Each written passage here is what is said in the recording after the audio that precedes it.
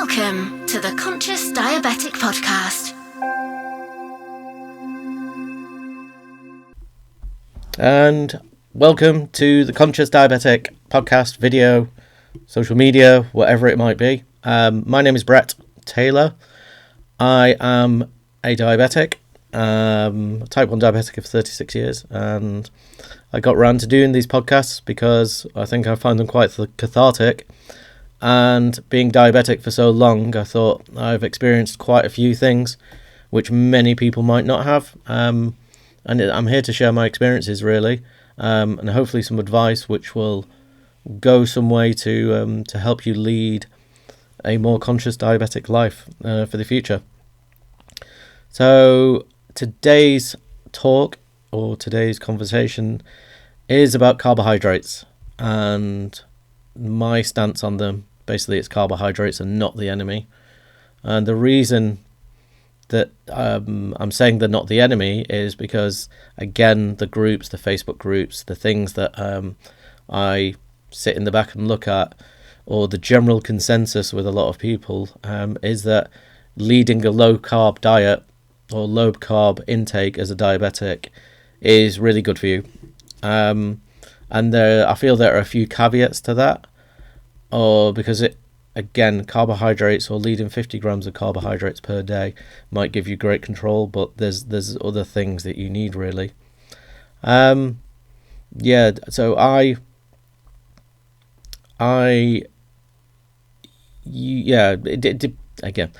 went from 93 kilograms at my heaviest down to 79 within my 100-day challenge, and I dropped from 20% body fat to 9.9% in 100 days, and that was quite significant, really. And I did that through a combination of things. That was through exercise, which I did approximately two hours a day for 6 days a week for the 100 days, which is 15 weeks. And I didn't control the carbs as such. I controlled the calories. Now, that was more important in order to lose the weight, because carbohydrates are quite essential for fuel as well. And I can eat up to 200 grams, 250 grams of carbohydrates per day and have an absolutely flat blood glucose level all the way. So it's not about the carbohydrates being the enemy. It's about typically the type of carbohydrate that is eaten. If you're shoving starchy foods, pizzas, pastas all day long, eating takeaways and complaining about carbs, or thinking that you need to cut down, then you're eating the wrong carbs. Again, I'm not here to sugarcoat it because that the information I'm not here to sugarcoat it, with no pun intended, because I find some diabetics have real sensitive feelings about being told what to eat and what carbs to do, or when they say the low-carb diet is great. But it is good if there's a reason for it, but depending on what you do, if I'm training and doing CrossFit and I'm training hard, or I'm training 2 hours a day, I can't lead a low-carb diet. It's awful. There's no fuel in my body, and I don't perform as well either. So it's essential. So the main bit of advice is to try and increase your food knowledge. Do some research. I spent a long time looking at what foods worked for me, and it's typically the same. The biology of most people is the same, and if you are eating pizzas 2-3 times a week, if you are eating pastas all the time, if you are eating starchy carbs all the time, although they are, again, I do eat sweet potato, I do eat white potato, but I have very, very portion controlled. I have a maximum of 100 grams of white potato, and it's all within my calorie boundaries as well. So everything's set out in that, I have a calorie limit per day, and I don't go past it. That's calculated with my carbohydrates, my protein, and my fats as well. And I'd say have a look at the more beneficial carbs.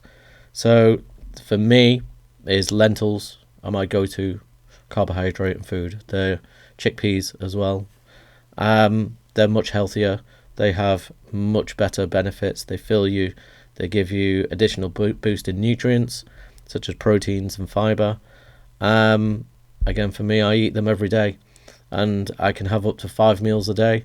Flat blood glucose, no dip in energy. You're full as well, and you'll find you will start to feel better as well than like really heavy carb foods. I'm going to be more than likely putting my recipes up, or what I cook, or showcasing sort of the things that I eat every day over the next 4 months, while I'm doing my training as an adaptive athlete to hopefully compete in the CrossFit Games 2022 as a sight impaired athlete. So the next 4 months you're going to see sort of the foods that I eat, see what impact it has on the blood glucose, see what sort of exercises or fitness things that I do, from lifting heavy stuff or being able to run 10-15 kilometers at the drop of a hat without really having to plan too much. So once you get in that zone, it's easier, but it's so thank you for taking the time to listen to this. I'm sure there might be some people that disagree with me, so please, I'm open up for discussion of what does work for you, what doesn't work for you. But always it always goes back to the more natural the food, the better it is for you. The more processed the food, the worse it's going to be for you. Takeaways, fast food, it's just not good. Just not good food, really. So please connect with me at Conscious Diabetic. Subscribe, like, do everything that you need to do. I will reply to everything personally. So big love, and hope to connect with you soon, guys.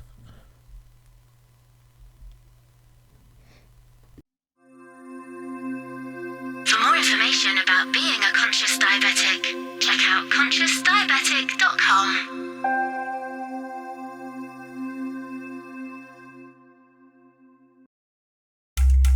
Check out our Conscious Diabetic socials on Instagram and Facebook at Conscious Diabetic.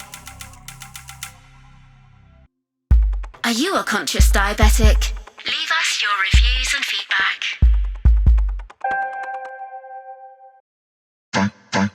Thank you for listening. Thank you for listening. Thank you for listening.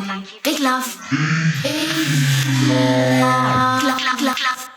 Love. Love. From all of us.